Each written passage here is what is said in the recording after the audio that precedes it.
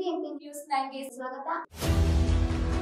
ಬೆಂಗಳೂರು ಜಿಲ್ಲೆಯ ಹೊಸ ಭರವಸೆಯಾಗಿ BBMP news 9 Karnataka ರಾಜ್ಯ ವ್ಯಾಪ್ತಿಯಲ್ಲಿ ನಡೆಯುವ ಎಲ್ಲ ವಿಚಾರಗಳನ್ನ ನಿಮಗೆ ತಿಳಿಸೋ ಕೆಲಸ ಇಂದಿನಿಂದ ನಮ್ಮದಾಗಿರುತ್ತೆ.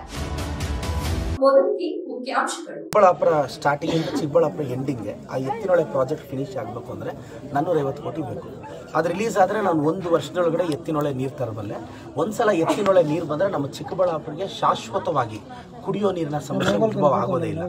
ನಾನು ಅದಕ್ಕೆ ಆದಷ್ಟು ಬೇಗ ರಿಕ್ವೆಸ್ಟ್ ಮಾಡಿ DCM ಸಾಹೇಬ್ರನ್ನ CM ಸಾಹೇಬ್ರನ್ನ ಸರ್ ನಮ್ಗೆ ಎತ್ತಿನೊಳೆ 1 ವರ್ಷದಲ್ಲಿ ಮುಗಿಸ್ಕೊಡಿ ಸರ್ ಅಂತ ರಿಕ್ವೆಸ್ಟ್ ಮಾಡಿದ್ದೀನಿ. ಅವರು ಈಗ ಒಂದಷ್ಟು ಬಡ್ಜೆಟಲ್ಲಿ ಇಡ್ತಾ ಇದ್ದಾರೆ. ಮತ್ತು 120 ಕೋಟಿಯಲ್ಲಿ ಹೂವಿನ ಮಾರ್ಕೆಟ್ ಕನ್ಸ್ಟ್ರಕ್ಷನ್ ತರ್ತಿದ್ದೀವಿ. ನನಗೂ ನಂಬಿಕೆ ಇದೆ ಸ್ಟಾರ್ಟಿಂಗಲ್ಲಿ ಒಂದಷ್ಟು ಬಡ್ಜೆಟ್ ಅಲೋಕೇಟ್ ಆಗುತ್ತೆ ಅಂತ. ಜಕ್ಕಲಮಡುಗು ಡ್ಯಾಮ್ ಹೈಟ್ ಮಾಡಬೇಕು ಅನ್ನೋದು ನನ್ನ ಆಸೆ.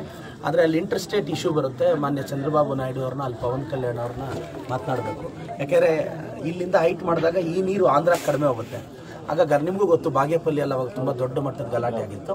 ಸೊ ಇದನ್ನು ನಾವು ಗಲಾಟೆ ಮಾಡ್ಕೊಳ್ಬೇಕು ಅಂದರೆ ಆಂಧ್ರ ಪ್ರದೇಶ ಮುಖ್ಯಮಂತ್ರಿಗಳ ಗಮನಕ್ಕೆ ತಂದು ನಾನು ಇಲ್ಲಿರೋ ಡ್ಯಾಮ್ಸ್ನೆಲ್ಲ ಈಗ ನಾನು ಎತ್ತಿನೊಳೆ ನೀರು ತಂದುಬಿಟ್ರು ನೀರೆಲ್ಲ ಹರ್ಕೊಂಡು ಆಂಧ್ರ ಪ್ರದೇಶಕ್ಕೆ ಹೋದರೆ ನಾನೇನು ಮಾಡಲಿ.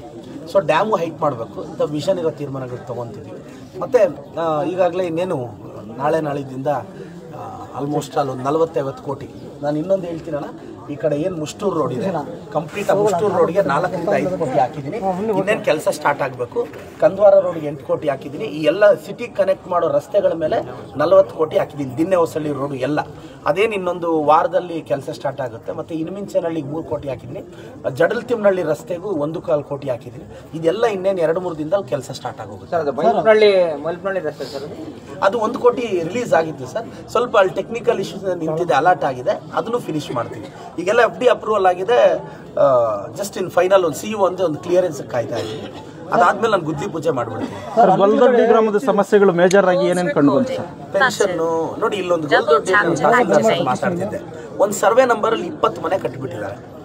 ಆದರೆ ಈಗ ಸರ್ವೆ ನಂಬರ್ ಅವರು ನಮಗೆ ಪರಿಹಾರ ಕೊಡೋವರೆಗೂ ಇಲ್ಲಾಂದರೆ ಖಾಲಿ ಮಾಡಿ ಅಂತಿದ್ದಾರೆ ಅಂತ ಹೇಳಿದ್ರು. ಈಗ ನಮ್ಮ ತಹಸೀಲ್ದಾರ್ ಸರ್ ಅದಕ್ಕೆ ಪ್ರಿಲಿಮಿನರಿ ನೋಟಿಫಿಕೇಶನ್ ಮಾಡಿ ಹಕ್ಕುಪತ್ರ ಕೊಡ್ತೀವಿ. ಹಕ್ಕುಪತ್ರ ಆ 20 ಮನೆಗೂ ಕೊಡಿಸ್ತೀವಿ. ಇದು ವರ್ಷಗಳಿಂದ ಇರೋ ಪ್ರಾಬ್ಲಮ್. ಇದನ್ನು ಆದಷ್ಟು ಬೇಗ ಸಾಲ್ವ್ ಮಾಡ್ತೀವಿ. ಮತ್ತು ದರ್ಖಾಸ್ತಲ್ಲಿ ಯಾರೆಲ್ಲ ಹಾಕ್ಕೊಂಡಿದ್ದೀರೋ ಪ್ರಾಮಾಣಿಕವಾಗಿ ಕ್ಲಿಯರ್ ಮಾಡಿಬಿಡ್ತೀವಿ ಸರ್. ಸರ್, ಈ ಹಿಂದೆ ಎಲ್ಲ ಗುಡಿಸಲು ಮುಕ್ತ ಗ್ರಾಮಗಳು ಅಂತ ಇದೆ, ಎಲ್ಲ ಇದು ಮಾಡ್ಕೊಂಡಿದ್ರು. ಆದರೂ ಸಹ ತಮ್ಮ ಕ್ಷೇತ್ರದಲ್ಲಿ ಜಾಸ್ತಿ ಈ ಬಗ್ಗೆ ಏನೇನು ಕ್ರಮ ವಹಿಸ್ತೀರಾ? ಇಲ್ಲ, ನಾನು 3,000 ಮನೆ ಕೇಳಿದ್ದೀನಿ ಜಮೀರ್ ಅಹಮದ್ ಸಾಹೇಬ್ರನ್ನ. ನನಗೆ ಹೈಯೆಸ್ಟ್ ಅಲಾಟ್ ಮಾಡ್ತಿದ್ದಾರೆ ಅವ್ರು. ಆ್ಯಕ್ಚುಲಿ 2,000 ಕೊಡ್ತಿದ್ದಾರೆ MLAಗಳಿಗೆ ಮನೆಗಳು. ನಾನು 3,000 ಕೇಳಿದ್ದೀನಿ. ನಾನು ಜಮೀರ್ ಸಾಹೇಬ್ರಿಗೆ ಇನ್ನೊಂದು ಸಲವಾಗಿ ನನಗೆ 4,000 ಮನೆ ಬೇಕು ಅಂತ ಏನಾದರೂ ಮಾಡಿ ರಿಕ್ವೆಸ್ಟ್ ಮಾಡ್ತೀನಿ.